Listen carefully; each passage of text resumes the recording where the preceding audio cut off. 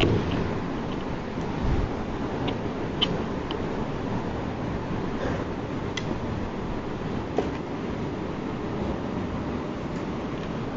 الحمد لله نحمده ونستعينه ونستغفره ونعوذ بالله من شرور أنفسنا وسيئات أعمالنا من يهده الله فلا مضل له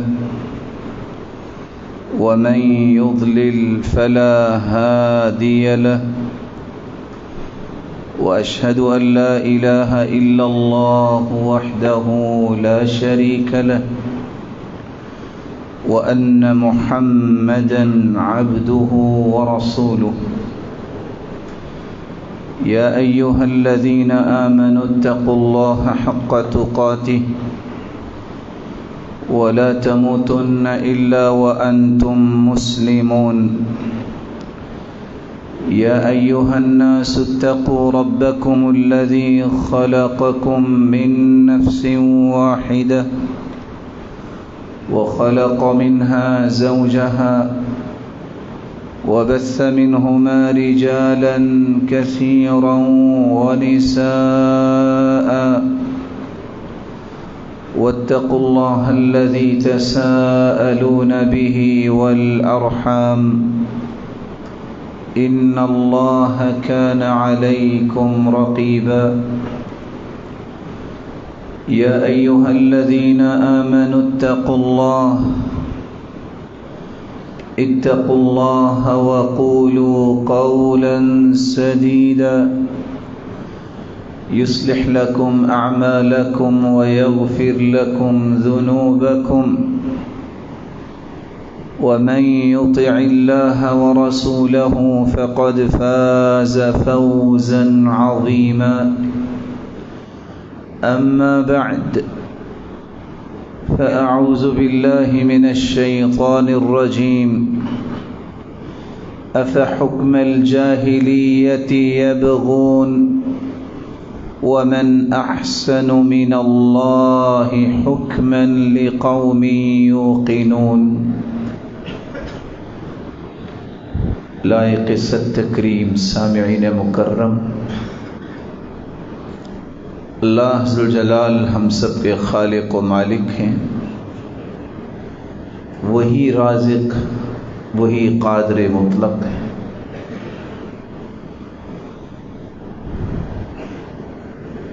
اس ذات کے کلمات قرآن مجید جس کی گواہی خود قرآن دیتا ہے، وَتَمَّتْ كَلِمَةُ رَبِّكَ صِدْقًا وَعَدْلًا۔ اللہ ذوالجلال کے مبارک کلمات صداقت اور عدالت کے اس معیار پر ہیں جس طرح مخلوق خالق کے مشابہ نہیں ہو سکتی، پوری کائنات کی صداقت و عدالت بھی خالق کی صداقت و عدالت کو کیسے پہنچ سکتی؟ اللہ ذوالجلال نے جس طرح کائنات میں سے چند ہستیوں کا چناؤ کیا جن کو انبیاء و رسل کہتے ہیں، اور ان ہستیوں کو پوری کائنات سے اعلیٰ، ارفع اور اسما بنایا، اسی طرح اللہ ذوالجلال نے کچھ کتابیں نازل کی اور ان کتابوں کا بھی معیار دنیا کی تمام کتابوں سے اعلیٰ اور افضل اور ارفع بنایا۔ یہی وہ دستور، وہ آئین ہے جس کو ربانی دستور اور آئین کہتے ہیں، جو جہاں زبور اور تورات اور انجیل کی شکل میں نازل ہوا، وہاں آخری کتاب قرآن مجید کی شکل میں اللہ ذوالجلال نے اتارا، جس میں سابقہ کتابوں کے علوم کو بھی اللہ نے جمع کیا اور رہتی دنیا تک دنیا کی رہنمائی کے لیے قرآن مجید کو ایک مسلمہ قانون بنا کے اتار دیا۔ رسول اللہ صلی اللہ علیہ وآلہ وسلم نے جب اللہ ذوالجلال کے حکم سے نبوت ملنے کے بعد دنیا کی تربیت اور تزکیے کا آغاز کیا تو سب سے پہلے جو تبدیلی اور انقلاب آیا کہ وہ سابقہ روایات جو لوگوں کی چلتی آ رہی تھی کہ ہر ظلم کو جائز سمجھنا اور زندگی کے تمام زاویوں میں کجروی جو موجود تھی، اللہ کے رسول صلی اللہ علیہ وسلم نے اس کجروی کو دور کیا۔ ایک وہ وقت ہے جو اسلام کے بعد کا ہے، اور ایک وہ ہے جب تک رسول اللہ صلی اللہ علیہ وسلم کی بعثت نہیں ہوئی تو لوگوں کی زندگی، لوگوں کے احوال تھے۔ ان دونوں وقتوں میں بھی فرق ہے، اور دونوں اوقات کے افکار میں بھی فرق ہے، اقوال میں بھی فرق ہے، اور اعمال میں بھی فرق ہے۔ اسلام سے پہلے جاہلیت کا دور اور اسلام کے بعد روشن اسلامی دور، دونوں کے افکار میں فرق ہے۔ اس لیے قرآن مجید میں اللہ ذوالجلال نے فرمایا افحکم الجاہلیت یبغون، کیا جاہلیت کے فیصلے یہ چاہتے ہیں؟ ومن احسن من اللہ حکما لقوم یوقنون، بھلا اللہ سے بڑھ کے بھی کسی کے فیصلے خوبصورت ہو سکتے ہیں؟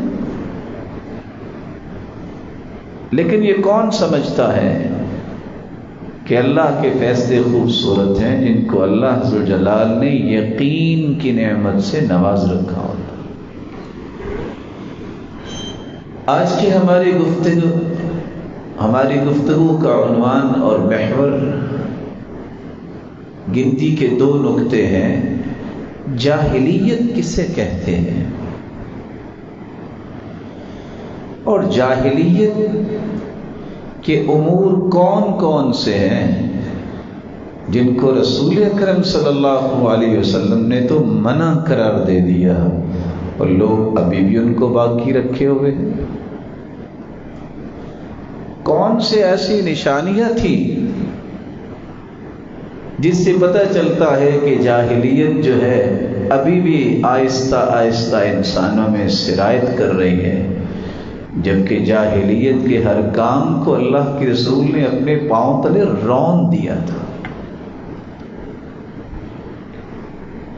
اور دوسرا نقطہ، اس وقت میری ذمہ داری کیا ہے کہ اگر اس طرح کی خطا، اس طرح کی غلطی مجھ سے یا آپ سے ہوتی ہے تو ہمیں کیا کرنا چاہیے؟ جاہلیت یہ جاہل یجہل سے ہے، اور اگر اس کے معنی پہ غور کیا جائے تو جس طرح جہالت جو ہے لا علمی کو کہتے ہیں، اجڑ پن کو کہتے ہیں، اکھڑے ہوئے مزاج، جاہلیت یہ ایسے دور کا نام ہے جو اسلام سے پہلے تھا۔ اس لیے علماء لکھتے ہیں ما كان حال العرب قبل الاسلام، اسلام سے پہلے جو عربوں کی حالت تھی، اور حالت کیا تھی؟ ان کے حوال کو اگر پڑھا جائے، من الضلالہ گمراہی میں تھے، والجہالہ لا علمی میں تھے، والوثنیہ والعصبیہ القبلیہ بتوں کے پجاری اور قبائلی تعصب اور عصبیت میں زندگی گزارتے۔ جہاں جاہلیت کے اندر گمراہیاں عام تھیں، اور علم نام کی کوئی چیز نہیں تھی. انہوں نے اپنی عقل کو ہی، سوچ کو ہی علم بنا رکھا تھا. وہاں قبائلی عصبیت اس قدر تھی کہ 55 سال جنگ صرف اس بات پہ جاری رہی، کبھی گھوڑا آگے دوڑانے پہ جھگڑا، کبھی پانی پینے پلانے پہ جھگڑا. اور بتوں کے پجاری تو تھے ہی تھے. اسلام کی نعمت جو ہے اللہ ذوالجلال نے رسول اللہ صلی اللہ علیہ وسلم کے ذریعے دنیا کو عطا کی، جس سے جہالت کے یہ بادل چھٹ گئے اور ایک نظام اللہ ذوالجلال نے دنیا کو عطا کیا جس کو اسلام کا نظام اور دین کا نظام کہتے ہیں. اللہ ذوالجلال اس نظام پر اعتماد کرنے کی ہر ایک کو توفیق عطا فرمائے. رسول اللہ صلی اللہ علیہ وآلہ وسلم نے جہاں صحابہ کرام کو جو قرآن اترتا وہ قرآن پڑھ پڑھ کے سنایا کرتے، صرف سنایا ہی نہ کرتے بلکہ ان آیات کی روشنی میں ان کی تربیت کرتے، اور اس تربیت کو مضبوط بنانے کے لیے باقاعدہ قرآن اور حکمت کی تعلیم دیا کرتے.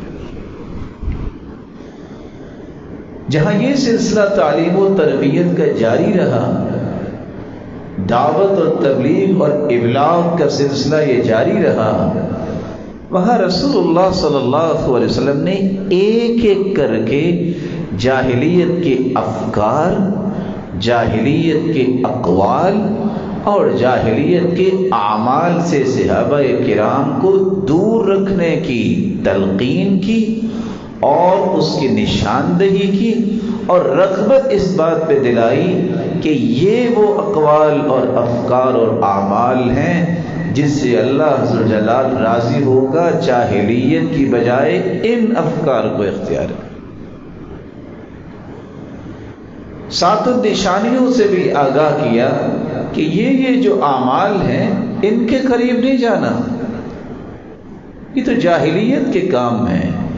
اب ہمیں قرآن مجید کے اس مبارک قانون کی روشنی میں اپنی زندگیوں کو بنانا ہے. یہی وجہ ہے صحابہ کرام رضی اللہ عنہم و ارضاہم، جن پہ اللہ راضی ہو، اللہ پہ راضی، انہوں نے زندگی کو اس قدر خوبصورت بنایا کہ رہتی دنیا تک وہ پوری کائنات کے لیے نمونہ ٹھہرے. کون سے ایسے امور تھے جن سے مسلمانوں کو منع کر دیا گیا، جو جاہلیت کے اندر تھے؟ اسلام کی نعمت مل جانے کے بعد جاہلیت کا کوئی بھی فکر، جاہلیت کا کوئی بھی بول، جاہلیت کا کوئی بھی عمل کسی مسلمان کے لیے روا نہیں رکھا گیا. سب سے پہلا عمل، اسلام سے پہلے لوگ طرح طرح کی چیزوں کی پوجا میں مبتلا تھے. یعنی آپ سوچ سکتے ہیں کہ اپنے ہاتھ سے بنایا ہوا رب، اس کو لوگ پوجتے. ایک پتھر نظر آتا اس کو سجدہ کرتے، تھوڑا سا آگے سفر کر کے جاتے کوئی اچھا پتھر مل جاتا تو اس رب سے دستبردار ہو جاتے، اس پتھر کو اپنا معبود بنا لیتے. اپنی عقل سے تراشا ہوا یہ نظام، اس کو پوجنا، یہ جاہلیت کا نظام تھا. اللہ ذوالجلال کی عبادت کے لیے اپنے آپ کو خالص کرنا یہ اسلام نے دعوت دی. تو شرک اپنی تمام تر اقسام کے ساتھ جاہلیت میں موجود تھا. اللہ تعالیٰ نے مسلمانوں کو جو نعمت عطا کی وہ توحید کی نعمت، اور خوشخبری کیا سنائی؟ الذین آمنوا ولم یلبسوا ایمانہم بظلم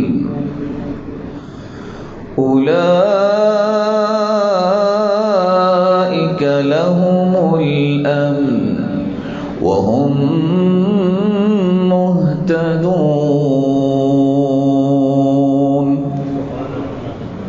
جو لوگ ایمان لاتے ہیں پھر ایمان میں شرک کی آمیزش نہیں کرتے، ملاوٹ نہیں کرتے، خالص ایمان اللہ پر، تو اللہ نے ان کے لیے دو انعام رکھے ہیں. امن اللہ نے ان کے لیے رکھا ہے، ان کی سوچ میں بھی امن ہوگا، ان کے اقوال میں بھی امن ہوگا، اور ان کے اعمال میں بھی امن ہوگا. بلکہ یہ جس معاشرے کے افراد ہیں یہ اس میں امن کو ہی پسند کریں، بلکہ اس قوم و ملت میں پیغام امن کا ہی جائے گا، کیونکہ مخلوق کو خالق سے جوڑنا یہی تو ایک کام ہے جو انبیاء نے کیا، جس کے نتیجے میں امن آتا ہے. جب ایک خالق سے انسان جڑتا ہے تو پھر اس کی بدامنیاں ختم ہو جاتی ہیں. اور ساتھ یہ اس بات کی خبر اور خوشخبری دے دی وَهُمْ مُهْتَدُونَ. ہدایت کا نعرہ لگانا تو بڑا آسان ہے، دعویٰ کرنا تو بڑا آسان ہے، لیکن ہدایت یافتہ ہیں ہی وہ جن کی توحید خالص ہے، جو شرک نہیں کرتے. تو شرک اور اپنی من گھڑت زندگی جو ہے، اپنا ہی بنایا ہوا نظام جو ہے، اسلام نے اس کو پسند نہیں کیا. نظام وہ ہے جو اللہ نے قرآن کے ذریعے اتارا ہے اور لوگوں کو سمجھایا ہے کہ یہ ہے آپ کے لیے نظام زندگی اور دستور. اس کی ایک ایک شکل اور اس کا ایک ایک آرٹیکل آپ کی زندگی کو جہاں بارونق بنائے گا وہاں پرسکون بھی بنائے گا اور کامیابی بھی دلائے گا. جاہلیت کا ایک دوسرا تصور جو ہے جس کو اسلام نے منع کر دیا، جس کے کچھ اثرات آج بھی باقی ہیں، اللہ ذو الجلال کے بارے میں بدگمان ہو جانا. کیسے بدگمان ہونا؟ پتہ نہیں ایسا ہوگا کہ نہیں ہوگا. ایک بندہ نماز پڑھتا ہے، توحید کو اختیار کرتا ہے، روزے رکھنے والا ہے، اللہ ذو الجلال پر اسے اعتماد ہونا چاہیے. کیسے ہو سکتا ہے کہ اللہ کتے اور خنزیر کو تو دے دے اس کی زندگی کی خوراک، اور اللہ کے سامنے جھکنے والے کو اللہ محروم کر دے؟ یہ کیسے ہوگا؟ اللہ سے بڑھ کے بھی کسی کی بات اور کوئی وعدہ ہے سچا؟ وَمَنْ أَصْدَقُ مِنَ اللَّهِ حَدِيثًا. اللہ سے بڑھ کے بات میں کون سچا ہو سکتا؟ یہ بدگمانی اللہ کے بارے میں جو ہے یہ نہیں ہونی چاہیے. ہمیں ہر وقت اللہ سے پر امید ہونا چاہیے. جو میری عقل بلکہ پوری کائنات کی عقل جمع ہو کے فیصلہ کر دے یہ نہیں ہو سکتا. یہ نہیں کا لفظ مخلوق کے پاس ہے، اللہ کے ہاں کوئی چیز بھی محال نہیں ہے. وہ تو بے موسم پھل جو ہے مریم علیہ السلام کو دے دیتا ہے، اور بھولنے والے بھول جاتے ہیں کہ ان کو بھی کھانا دینا تھا. بے موسم پھل، سفید بالوں کے بعد بھی زکریا کو اولاد دے سکتا ہے. وہ تو بغیر باپ کے عیسیٰ علیہ السلام کو پیدا کر سکتا ہے. یہ نہیں ہو سکتا. یہ ورڈنگ مخلوق کی تو ہو سکتی ہے، اللہ ذو الجلال کے ہاں کوئی بھی ایسی چیز نہیں ہے کہ جو نہ ہو سکتی ہے. وَهُوَ عَلَى كُلِّ شَيْءٍ قَدِيرٌ. وہ ہر چیز پر قادر ہے، وہی تو مدبر الکون ہے. پوری کائنات کا تصرف اسی کے ہاتھ میں ہے، وہ جو چاہے کر سکتا ہے. اس لیے اللہ ذو الجلال کے بارے میں بدگمانی کہ پتہ نہیں اللہ مدد کرے گا کہ نہیں، پتہ نہیں ایسا ہوگا کہ نہیں، یہ جاہلیت کا تصور تھا. مسلمانوں کو ایسے تصورات نہیں رکھنے چاہیے. بلکہ حدیث تو یہ کہتی ہے کہ جو شخص اللہ ذو الجلال کے ساتھ اچھا گمان رکھتا ہے، جب اسے موت آ رہی ہوتی ہے اس سے اچھا اس کا خاتمہ کیا ہو سکتا ہے. قرآن مجید میں اللہ ذو الجلال فرماتے ہیں وَيُعَذِّبَ الْمُنَافِقِينَ وَالْمُنَافِقَاتِ وَالْمُشْرِكِينَ وَالْمُشْرِكَاتِ والمشركين والمشركات الظانين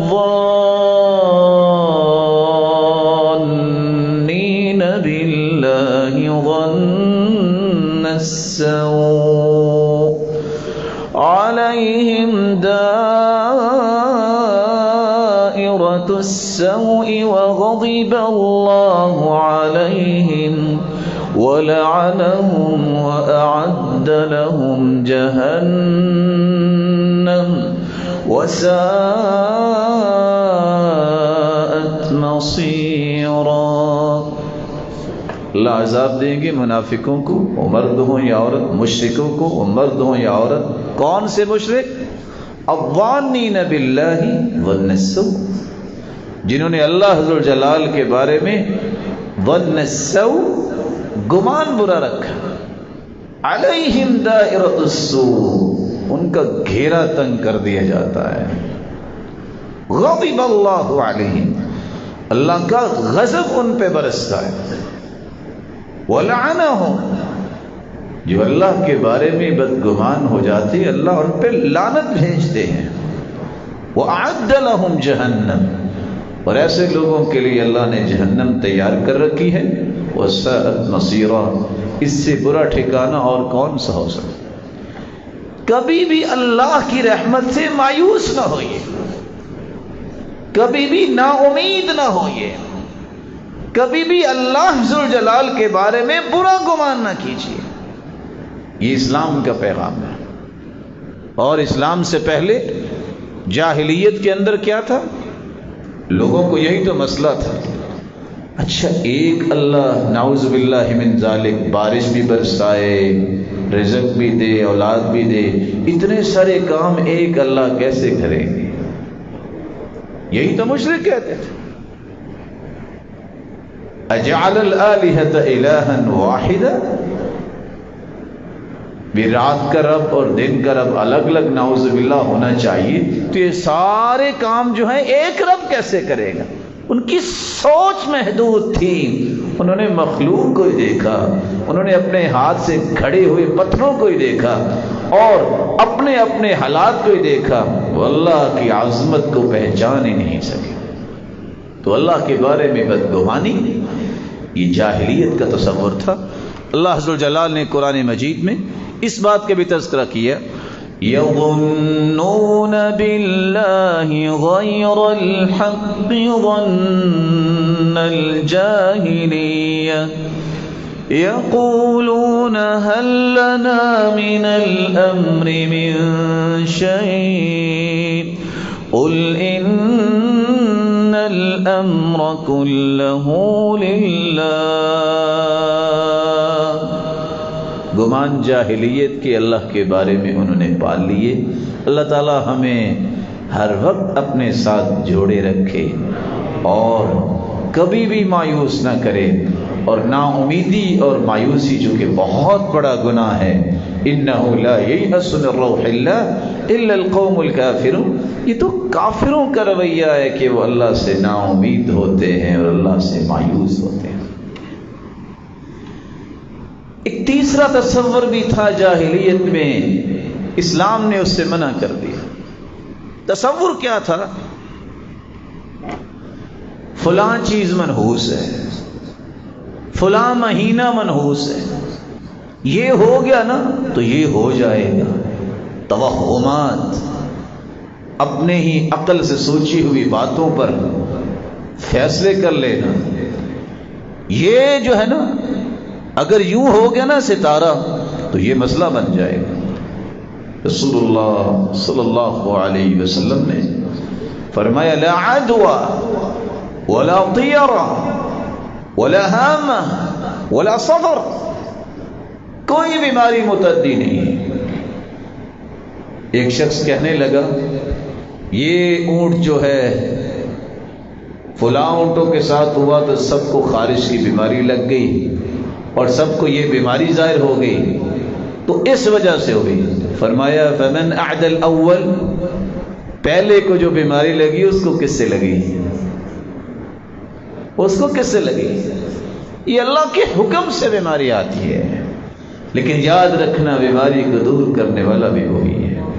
اس لیے دعا کیجئے جو بھی مسلمان بیمار ہے اللہ اس کو صحت و عافیت سے نوازے. جب آپ کسی مسلمان کے لیے دعا کریں گے اللہ کے نورانی فرشتے آپ کے لیے دعا کریں. ولا طیرہ، کوئی چیز منحوس نہیں ہے. آج اگر کالی بلی اگر گاڑی کے آگے سے گزر جائے تو جناب اس دن آفس نہیں جاتے. کیا ہوا؟ کالی بلی آج گاڑی کے آگے سے گزر گئی. میرے بھائی اللہ کی مخلوق ہے تو جتنی کالی بلیاں ہیں کیا ان کو سفید پینٹ کروا دیا جائے؟ آج گزرنے لگا تو اچانک سے کوا اوپر سے گزر گیا. پتہ نہیں آج دن کیسا ہوگا. کبھی کوا گاڑی کے نیچے سے بھی گزرا ہے؟ اس نے تو گزرنا ہی ہے. آج نا دیکھا کہ چھت پہ الو بیٹھا ہوا تھا. جب تمہارا عقیدہ اللہ کے ساتھ نہیں ہوگا تو یاد رکھنا اخافک بوما واخافک بس واخافک شیء وشیء، پھر تمہیں بلی سے بھی ڈر آئے گا، الو سے بھی ڈر آئے گا، کھوپڑیوں سے بھی ڈر آئے گا، اور طرح طرح کی چیزوں سے آپ دہل جائیں گے. جب اللہ کا خوف دل میں آئے گا تو پھر ان چیزوں کی کبھی پرواہ نہیں ہوگی. یہ تصورات جاہلیت کے تھے. کھوپڑی پڑی ہے پتہ نہیں کیا مسئلہ ہوگا. الو بھی اللہ ذو الجلال کی مخلوق ہے. اس پہ یہ تصور بنا لینا کہ کوئی منحوس مسئلہ بن گیا. یہ جب سے میں نے چیز خریدی ہے نا یہ منحوس ہے. آپ کو کیسے پتا منحوس ہے؟ کسی چیز کو اللہ نے اس طرح منحوس نہیں بنایا. یہ عقیدے کی جڑ اکھاڑ دی تھی رسول اللہ صلی اللہ علیہ وسلم نے سفر کے مہینے میں. نہ یہ سفر کا مہینہ بڑا منحوس ہے. جاہلیت کے لوگ کہتے تھے سفر کی بیماری، سفر کا مہینہ جو شروع ہوتا ہے نا پیٹ میں درد شروع ہو جاتی ہے. یہ ایسی بیماری ہے نعوذ باللہ منحوس بندہ مار دیتی ہے. طرح طرح کے توہمات شریعت نے اس کا کلا کما کیا. اللہ ذو الجلال سفر میں اولاد بھی دیتے ہیں. کیا اگر سفر منحوس ہوتا تو آج تک بندہ بچتا کون؟ یہ سارے ماشاءاللہ زندہ ہیں. جاہلیت کا تصور یہ جو تھا یہ چیز منحوس ہے، یہ مہینہ منحوس ہے، یا یہ چیز متعدی ہو جائے گی، یہی تصورات آج کچھ لوگ پال لیتے ہیں. اللہ ذو الجلال سب کو صراط مستقیم نصیب فرمائے. لیکن رسول اللہ صلی اللہ علیہ وسلم نے یہ فرمایا تھا الطیرۃ شرک، یہ کسی چیز کو منحوس سمجھنا اور اسی طرح یہ فال بری نکالنا یہ شرک ہے. جب تک اللہ پہ توکل نہیں ہوگا اس سے انسان کی جان نہیں چھوٹتی. ایک چوتھا تصور بھی جاہلیت کا تھا جو آج بھی موجود ہے. اخبار کو کھول کے دیکھیے ابراج لکھے ہوتے ہیں، یہ برج زحل ہے، یہ فلاں ہے، یہ ستارہ یہاں سے یہاں چلا گیا، بس یہ ہونے والا ہے. وہ جتنے بے وقوف لوگ رہتے ہیں جو کافر ہیں وہ 12 دسمبر 22 دسمبر 2012 کو کہہ لگے بس آج قیامت کا دن ہے، پانی بھی ساتھ رکھ لیا، پہاڑوں پہ چلے گئے. قیامت کا علم تو اللہ نے کسی کو دیا ہی نہیں ہے. انما علمها عند ربی لا یجلیها لوقتها الا هو، قیامت کے بارے میں صرف وہی جانتا ہے. رسول اکرم صلی اللہ علیہ وسلم نے چوتھے فکر کی بھی اصلاح کی. فرمایا ان الشمس والقمر آیتان من آیات اللہ لا ينخسفان لموت احد ولا لحیاتی. جاہلیت کے لوگ یہ کہتے تھے ان اہل الجاہلیہ یقولون ان الشمس والقمر لا ينخسفان الا لموت عظیم من عظماء اہل الارض. جب سورج اور چاند کو گرہن لگتا ہے تو کسی بڑے آدمی کی موت واقع ہوتی ہے. یہ جاہلیت کا تصور تھا. رسول اللہ صلی اللہ علیہ وآلہ وسلم نے فرمایا یہ چاند اور سورج اللہ کی نشانیاں ہیں. یخوف بہما عبادہ، اللہ اپنے بندوں کو ڈراتے ہیں کہ جس طرح میں چاند اور سورج کی روشنی کو سلب کر لیتا ہوں تمہاری آنکھوں کی روشنی کیا تمہاری زندگی کو بھی میں سلب کر سکتا ہوں، ہوش میں آ جاؤ۔ اللہ کو ڈراتے ہیں۔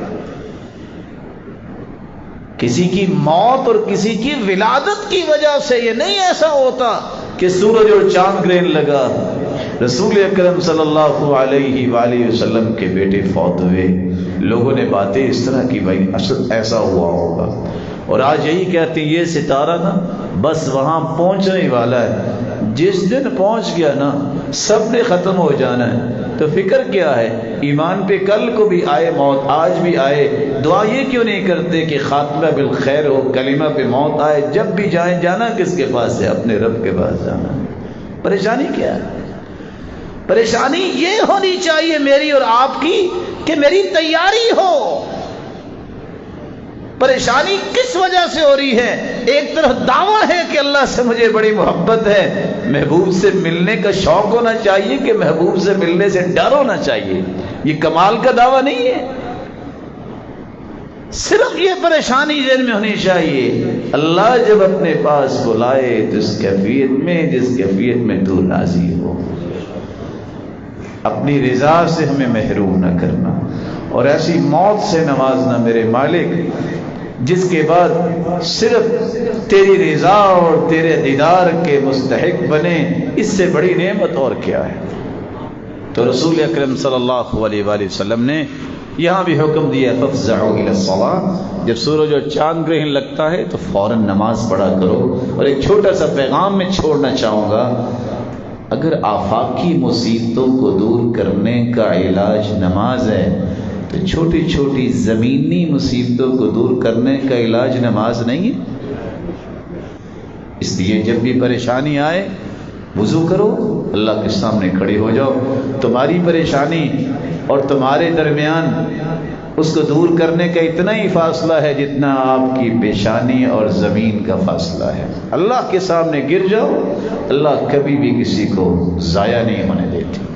ایک پانچواں تصور جو ہے، جو جاہلیت کا تھا، جو آج بھی شروع ہو گیا، شریعت کو عقل پہ مقدم نہیں کرتے تھے، کہتے تھے جو عقل مانے گی اس کو ہم مانیں گے، دوسری چیز کو نہیں مانیں گے۔ اتفاق سے دو عورتوں کی آپس میں لڑائی ہوگی، ایک عورت کے پیٹ میں بچہ تھا، وہ مر گیا، اللہ کے رسول نے فیصلہ کر دیا کہ اس کی تو دیت دینی پڑے گی، غرۃ عبد او امن۔ ایک اٹھنے والا کہتا ہے اس کی کیسے دی؟ نہ اس نے کچھ کھایا، نہ اس نے پیا، ونستحل، نہ اس نے چیخ لگائی، اس کی کیا قیمت کہ اس کا جو ہے وہ دیت دی جائے گی؟ اللہ کے رسول نے فرمایا یہ کاہنوں کی کلام ہے جو بات کر رہا ہے۔ آج کتنے ایسے لوگ معاشرے میں موجود ہیں کہتے ہیں اس چیز کو عقل نہیں مانتی۔ تمہاری عقل ہے کیا؟ تمہاری عقل ہے کیا؟ یہ جاہلیت کا تصور تھا کہ شریعت کو عقل پہ وزن کریں گے، جس چیز کو عقل مانے گی اس کو لیں گے۔ اس بات کو سمجھانے کے لیے ایک میں مثال پیش کروں گا۔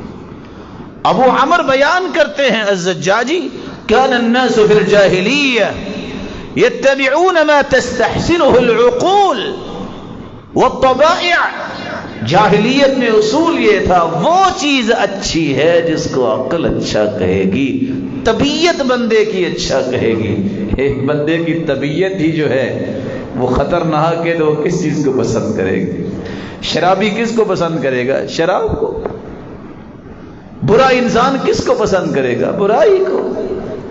یہ تو کوئی وزن نہ ہوا، لیکن رسول اللہ صلی اللہ علیہ وسلم کا دین کہتا ہے اچھی چیز وہ ہے جس کا اللہ نے حکم دیا، اچھی چیز وہ ہے جس کا رسول نے حکم دیا، اور ساتھ یہ بھی فرمایا اچھی عقل بھی وہ ہے جو شریعت کے تابع ہو کے چلے۔ امام ابن خزیمہ فرماتے ہیں وہ عقل المنقاد لشرع اللہ، اللہ کی شریعت کے تابع ہو کے جو عقل سوچے گی اس کی سوچ بھی اچھی ہوگی، جو اللہ کی شریعت کے تابع عقل نہیں ہے وہ پھر فیصلے جاہلیت کے ہی کرے۔ امام ابن خلدون لکھا کرتے تھے شاید کہ اس مثال سے کسی کی سمجھ آ جائے۔ پیمانے مختلف ہیں۔ ایک وہ پیمانہ جس میں آپ زرگر بھائی جو ہیں وہ سونا اور چاندی اس کا وزن کرتے ہیں، وہ آپ دیکھتے ہیں کتنا پیمانہ ہوتا ہے۔ ایک پیمانہ وہ بھی ہے جس میں آپ 5 سے 10 کلو چینی تول لیتے ہیں، اور ایک پیمانہ تو وہ بھی ہے جس میں بڑی بڑی گاڑیوں اور ٹرک اور ٹریلر تولے جاتے ہیں۔ اگر کسی زرگر کا یہ شوق پیدا ہو جائے کہ میں نے ٹریلر کو اپنے اس پیمانے پہ تولنا ہے جس میں سونا اور چاندی وزن کرتا ہے، تول سکے گا؟ ایک ادنا سی مثال ہے۔ اللہ ذوالجلال کی شریعت کا وزن عقل کر کیسے سکتی ہے؟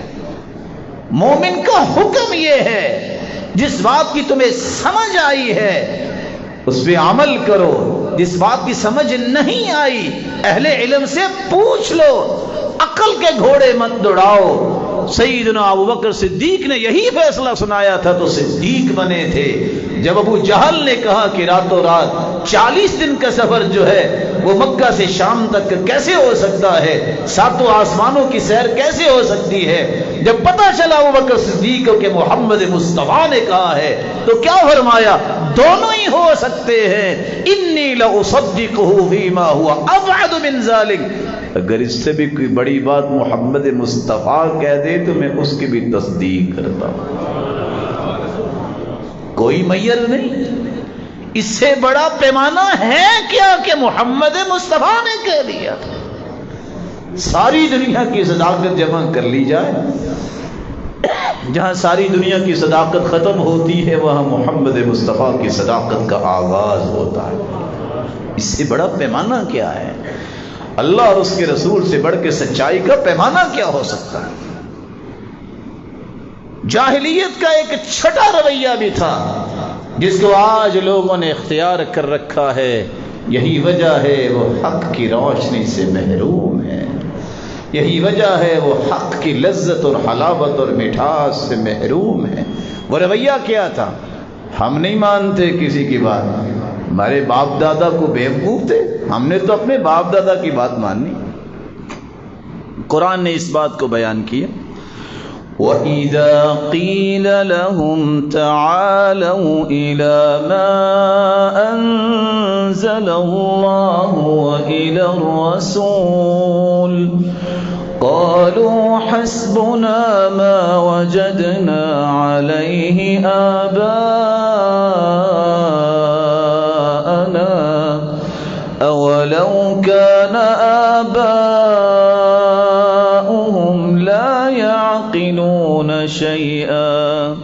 لا يعلمون شيئا ولا يهتدون أولو كان آباؤهم لا يعلمون شيئا ولا يهتدون۔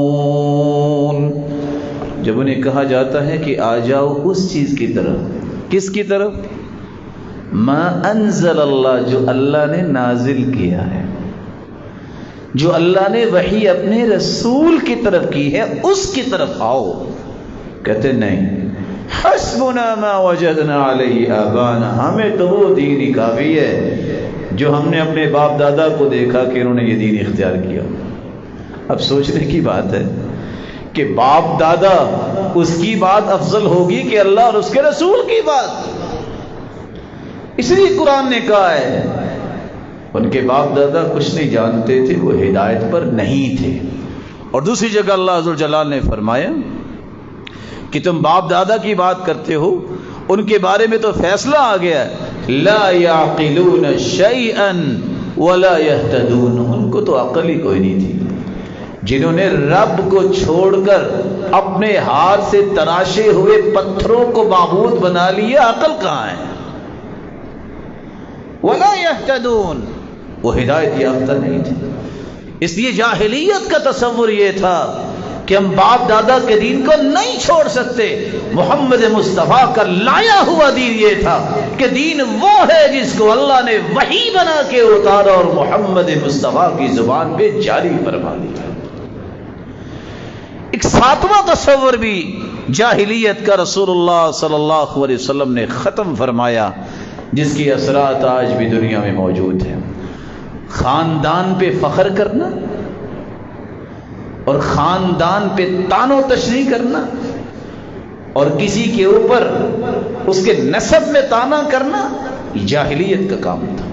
رسول اکرم صلی اللہ علیہ وسلم نے فرمایا اربع فی امتی من امر الجاہلیہ، میری امت میں 4 چیزیں جاہلیت کی ابھی باقی لا یترکونہن، جن کو سمجھ نہیں آئے گی وہ نہیں چھوڑیں گے۔ الفخر فی الاحساب، اپنے احساب پہ حسب و نسب پہ فخر کرنا، میں راجپوت ہوں، میں سید ہوں، میں مغل ہوں، میں فلاں ہوں۔ ارے بھائی، کہنے والے جن کا تم نے نام نہیں لیا شاید وہ 1000 گنا تم سے افضل ہوں۔ ان اکرمکم عند اللہ اتقاکم، اللہ کے ہاں عزت والا وہ ہے جو زیادہ متقی ہے۔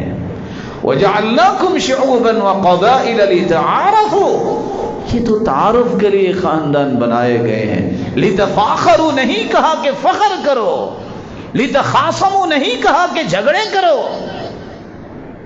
بلکہ کہا ہے لتعارفوا، تعارف کے لیے خاندان بنائے گئے ہیں۔ عزت والا خاندان وہی ہے جو اللہ کے ہاں متقی خاندان۔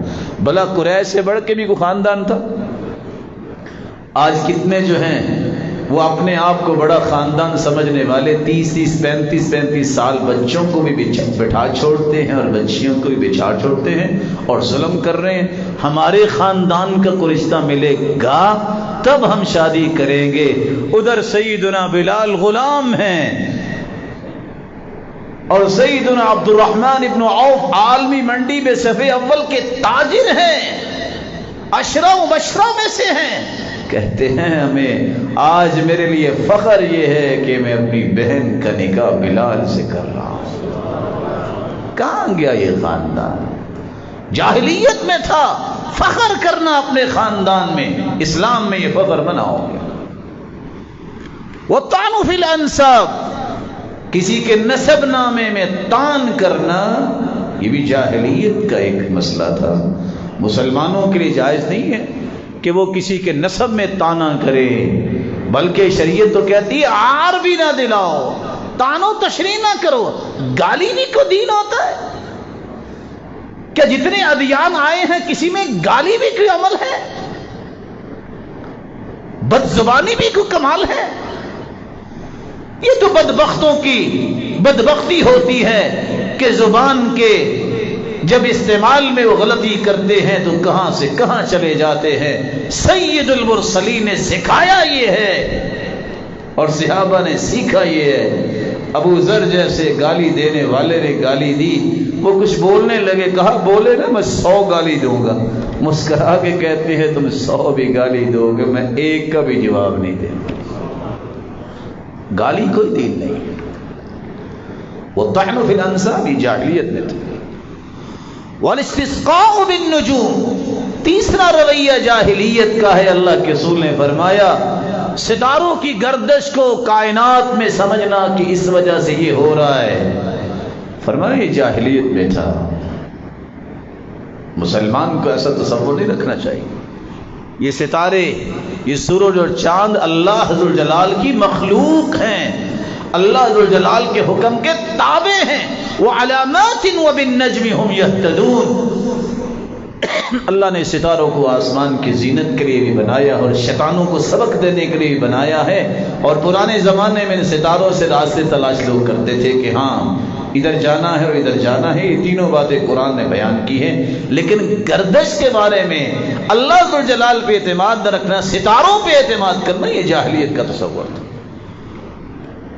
والنیاحہ، نوحہ کرنا، بین کرنا، اپنے ہی چہرے کو پیٹنا اور اب سینہ کو بھی کرنا، اور آج نہ جانے کیا کچھ آ گیا لوگوں میں، گریبان چاک کیا جا رہا ہے۔ اللہ کے رسول نے کس قدر سختی سے فرمایا لیس منا من لطم الخدود وشق الجیوب ودعا بدعوى الجاہلیہ، اس کا میرے ساتھ تعلق ہی نہیں ہے۔ جو اپنے چہرے کو تھپیڑے مارتا ہے خود ہی اپنے آپ کو پیٹنا شروع ہو جاتا ہے، گریبان چاک کرتا ہے اور جاہلیت کے بول بولتا ہے۔ یہ جاہلیت کے بول ہیں۔ چھوٹا بچہ فوت ہو گیا، بس اللہ کو نعوذ باللہ ہمارا گھر ہی نظر آیا تھا، اللہ مالک ہے۔ یہ تم کیا کہہ رہے ہو؟ یہ چھوٹے چھوٹے بچے کیا کریں گے؟ ان کا باپ فوت ہو گیا، کیا کریں گے؟ یہی تو تصور ہے غلط۔ یتیم ہو گیا تو یہ اللہ کا فیصلہ ہے۔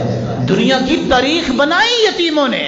اللہ کے رسول بھی یتیم تھے، اللہ کے رسول صلی اللہ علیہ وسلم کے دین کی خدمت کرنے والے امام بخاری بھی یتیم تھے، ابن حجر بھی یتیم تھے، امام شافعی بھی یتیم تھے، ابن عبد البر بھی یتیم تھے۔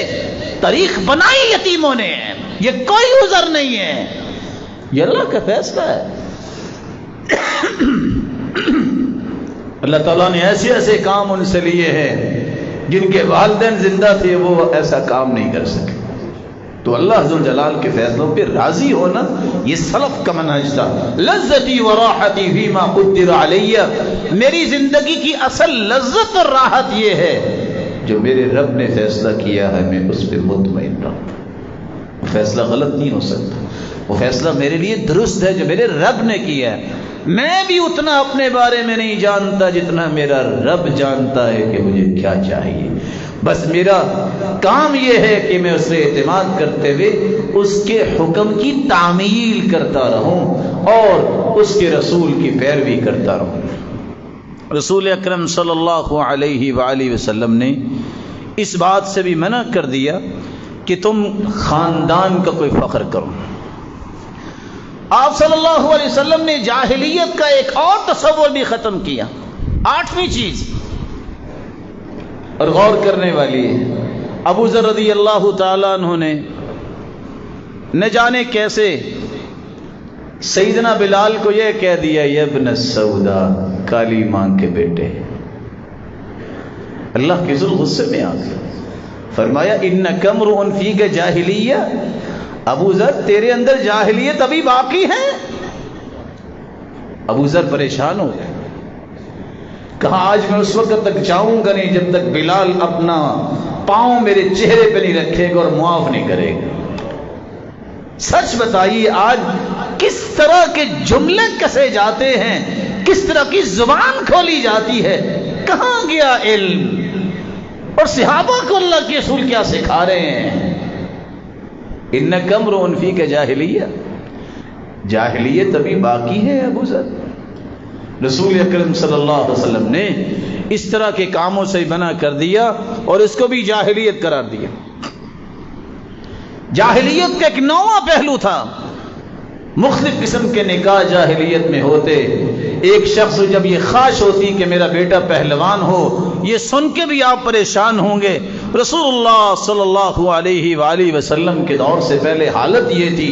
سنن نبی داؤد کی روایت ہے، ایک آدمی اپنی بیوی کو پہلوان کے گھر بھیج دیتا اور کہتا استبضعی منہ، کچھ دن کے لیے اس کی بیوی بن جاؤ، جب امید سے ہو جاؤ تو واپس آ جانا، مجھے پہلوان بیٹا چاہیے۔ کوئی غیرت مند اپنی بیوی کو کسی کے گھر بھجوا سکتا ہے؟ یہ جاہلیت کا طریقہ۔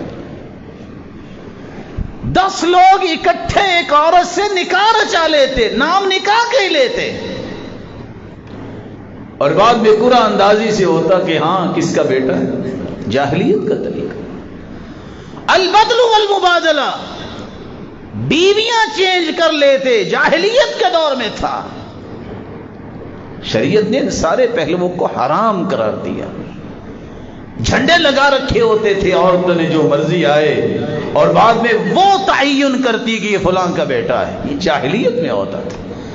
جاہلیت کی کون کون سی باتیں پیش کریں، اس قدر ضلالت اور گمراہی تھی کہ باپ فوت ہو جاتا، بیٹا اپنی چادر ماں کے سر پہ رکھتا اور اسے اپنی بیوی بنا لیتا۔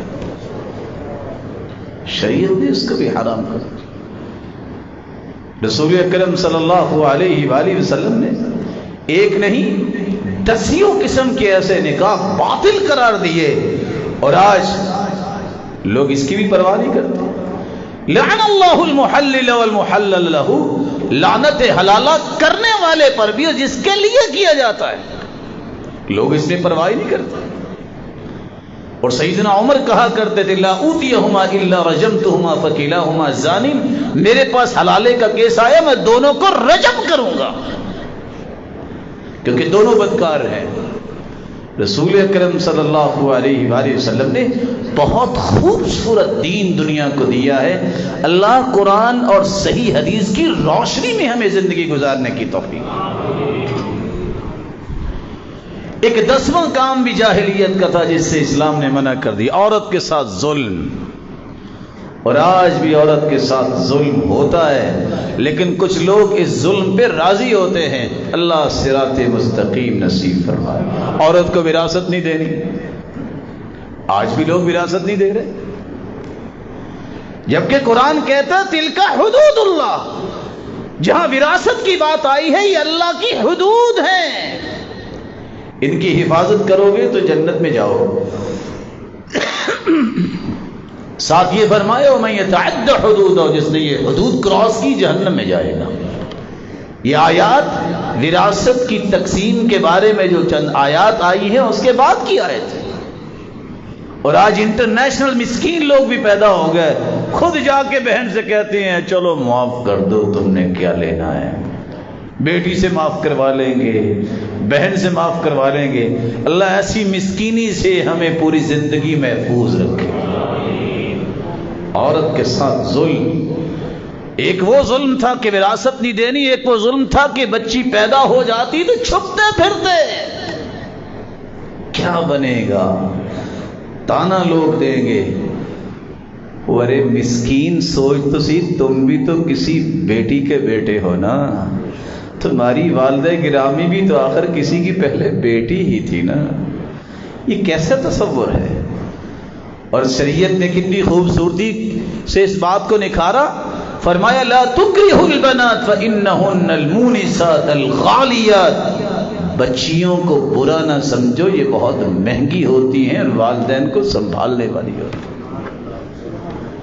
من عال جاریتین، جس کی 2 بچیاں ہیں، اگر اس کی پرورش کرتا ہے، کھلاتا پلاتا پہناتا ہے، تربیت کرتا ہے، حتی تبلغا، یہاں تک کہ بالغ ہو جاتی ہیں، قیامت کے دن اللہ کے رسول نے فرمایا جس طرح 2 انگلیاں ہیں نا جنت میں، یہ والدین میرے ساتھ اس طرح کھڑے ہوئے۔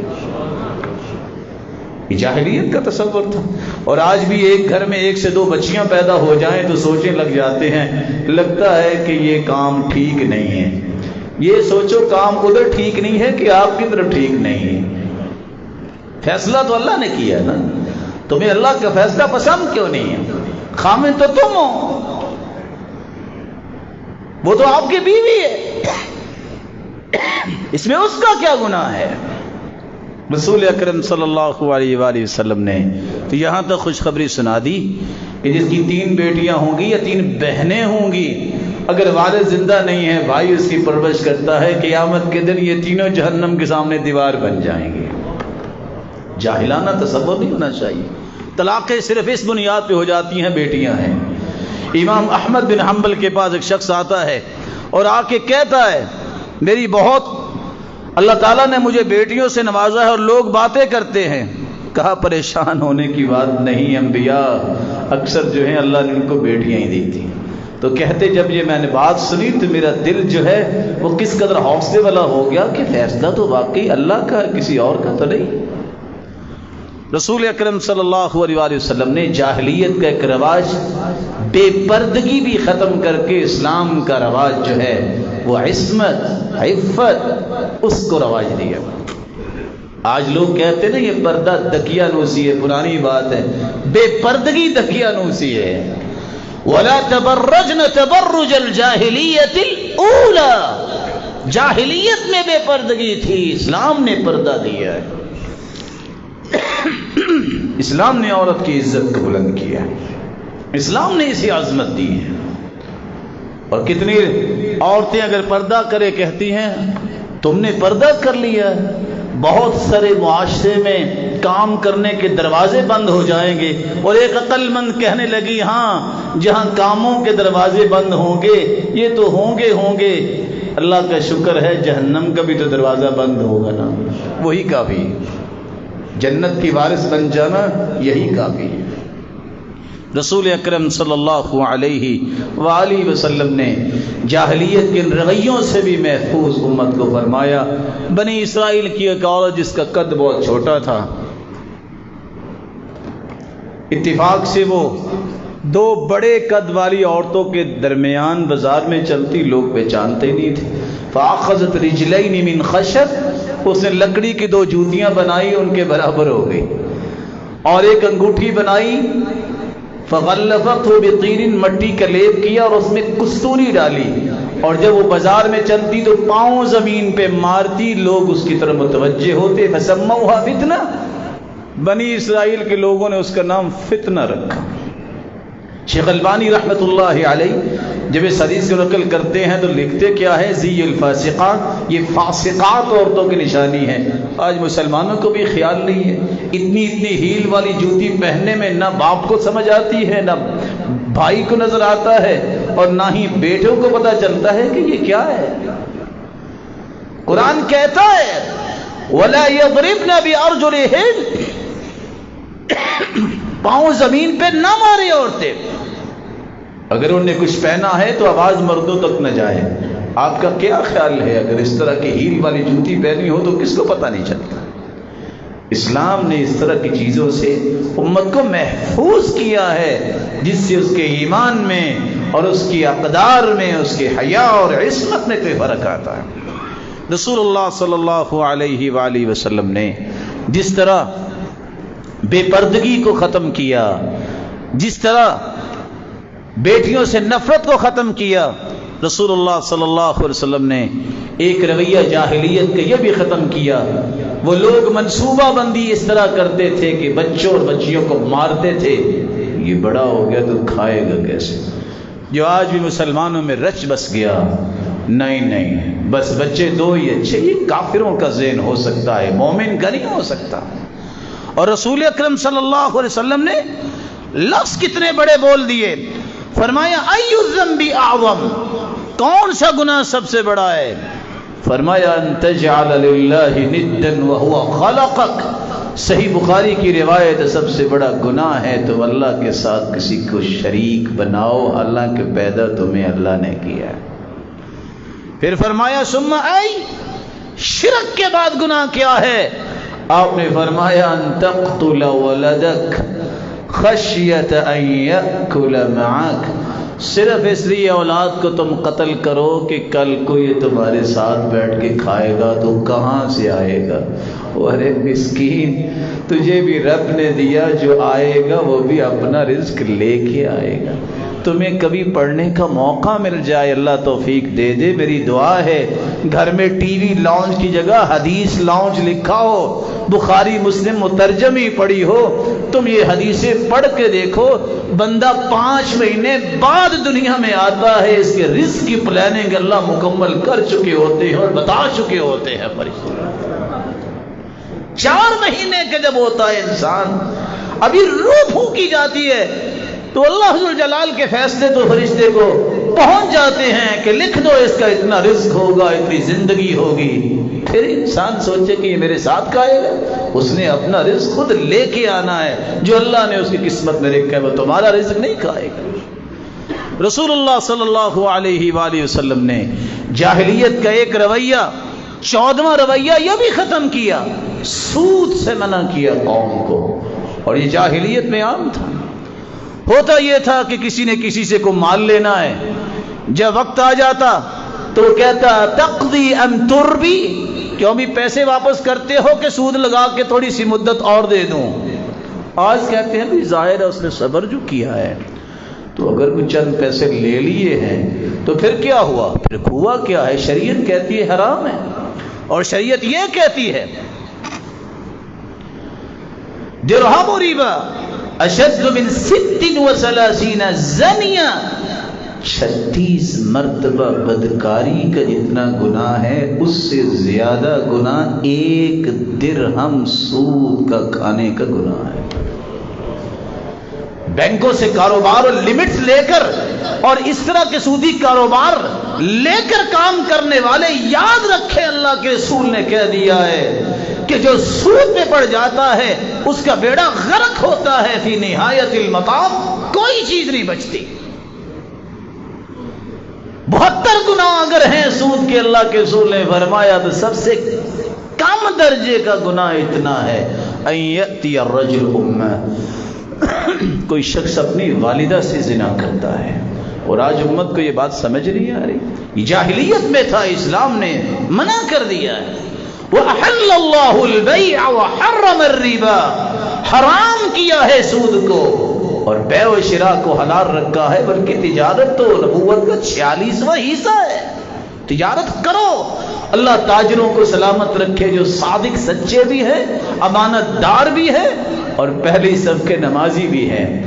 اللہ نے ان کو شان دی ہے، آؤ اس شان کو حاصل کرو۔ تاجر الصدوق الامین، تاجر مسلمان سچ بولنے والا امانت دار، قیامت کے دن ان کو بھی عرش کا سایہ ملے گا، ان کو بھی اللہ انبیاء کے ساتھ کھڑے گا۔ رسول اللہ صلی اللہ علیہ وآلہ وسلم نے جو ایک 15ویں بات جو ہے جاہلیت تھی وہ بھی ختم کروائی، خاندانی عصبیت اور تعصب، اس کو منع کر دیا۔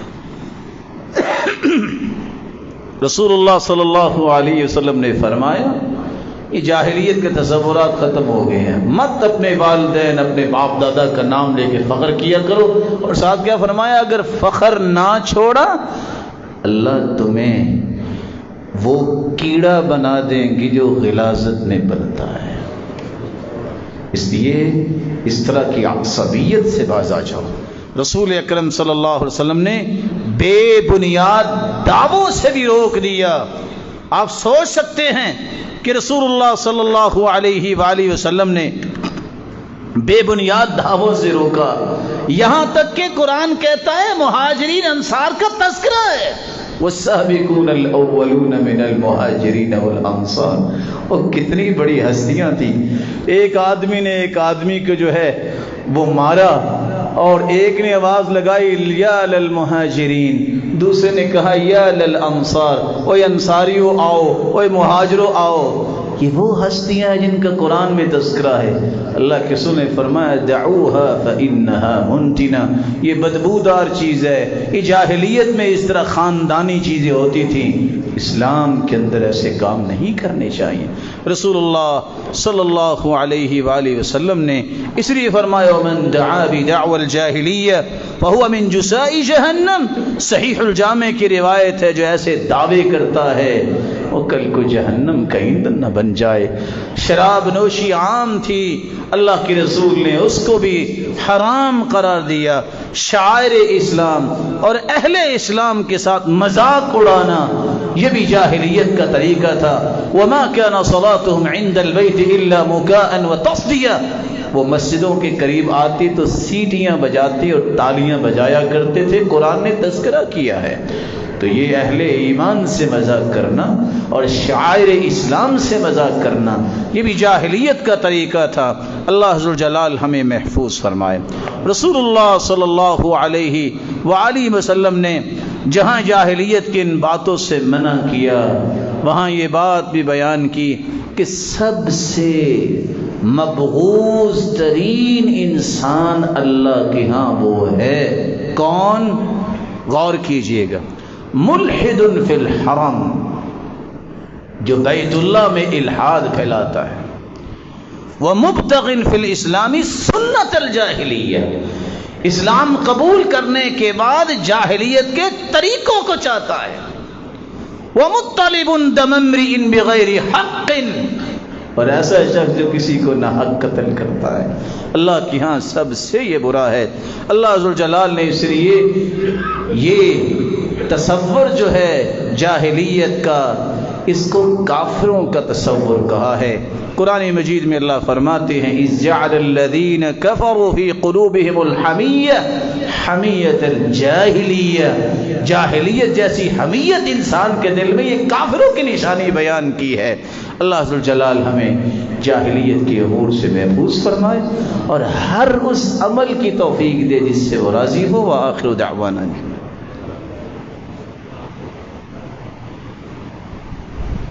الحمد لله على إحسانه والشكر له على توفيقه وامتنانه أما بعد فأعوذ بالله من الشيطان فإنه عدو للإنسان.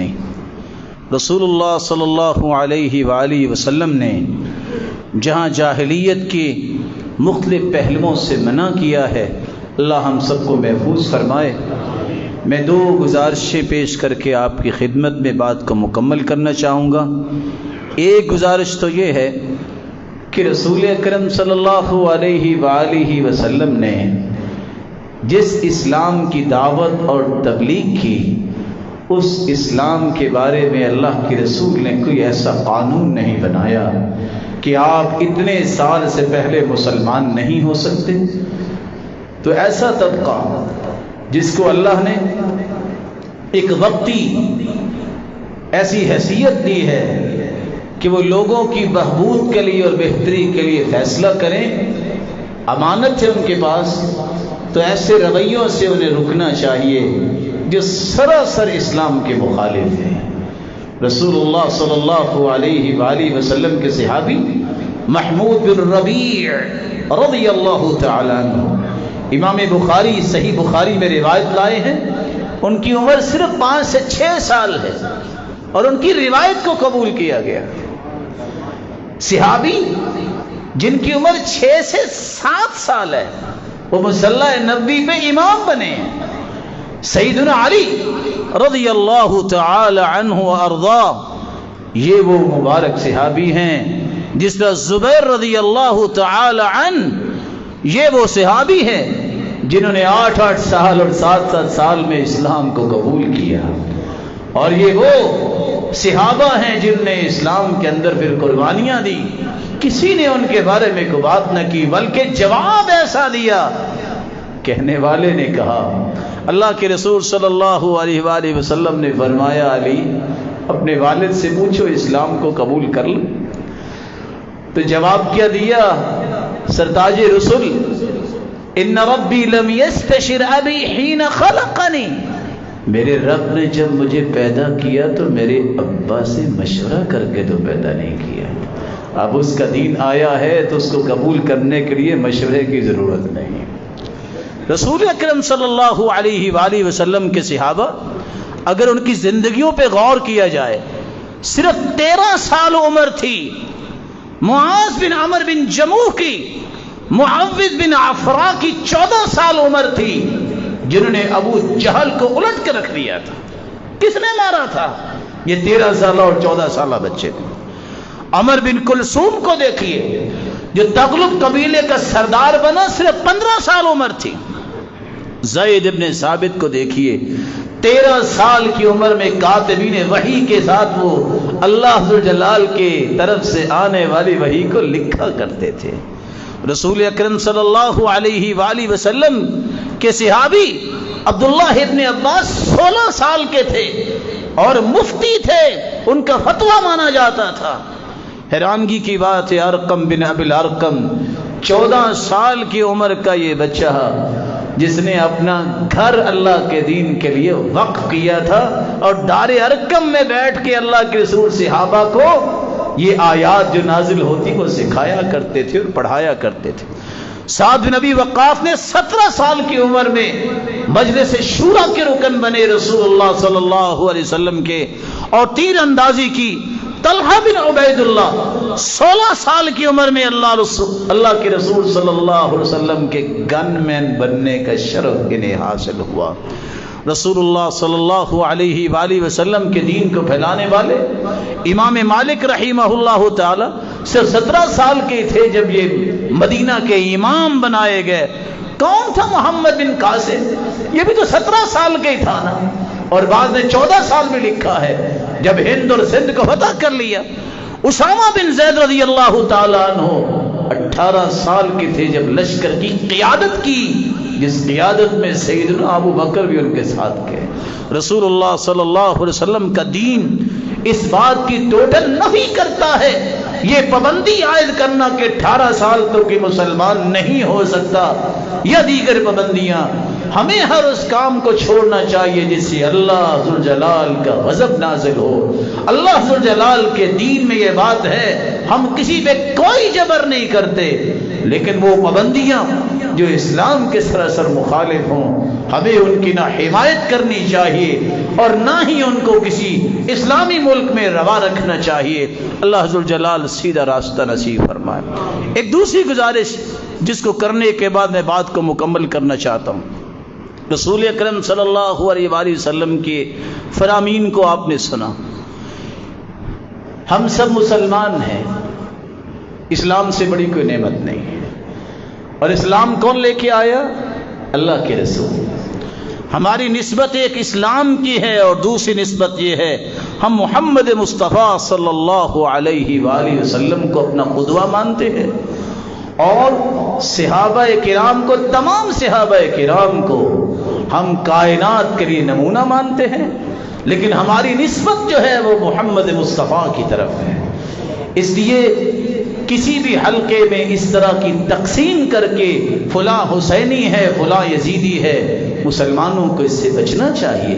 ہمارا یہ عقیدہ ہے، سیدہ شباب اہل الجنہ، سیدنا حسن و حسین تو جنت کے شہزادے ہیں۔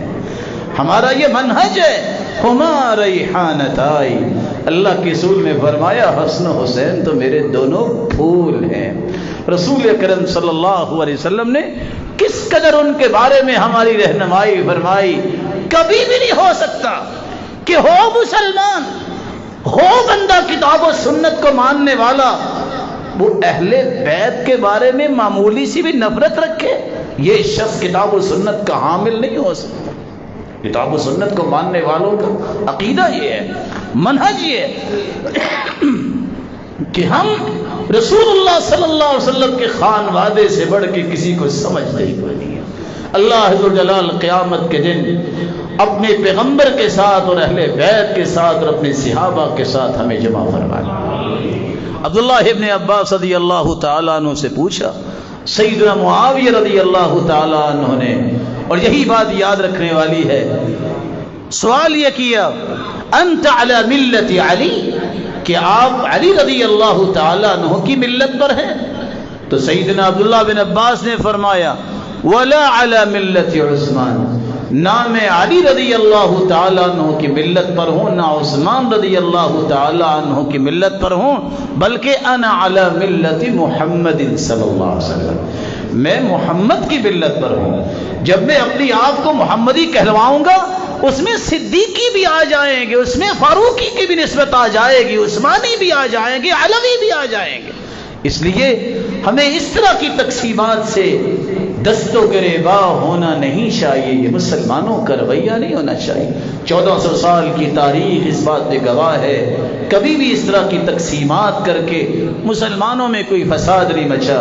اللہ ذوالجلال جو بھولا ہے اس کو صراط مستقیم نصیب فرما دے، اور مسلمانوں میں باہمی محبت اور احترام پیدا فرمائے، اور اللہ ذوالجلال ہمیں وہ کام کرنے کی توفیق دے جس سے وہ راضی ہو، اور قیامت کے دن اپنے دیدار کا مستحق بنائے۔ وآخر دعوانا الحمد للہ۔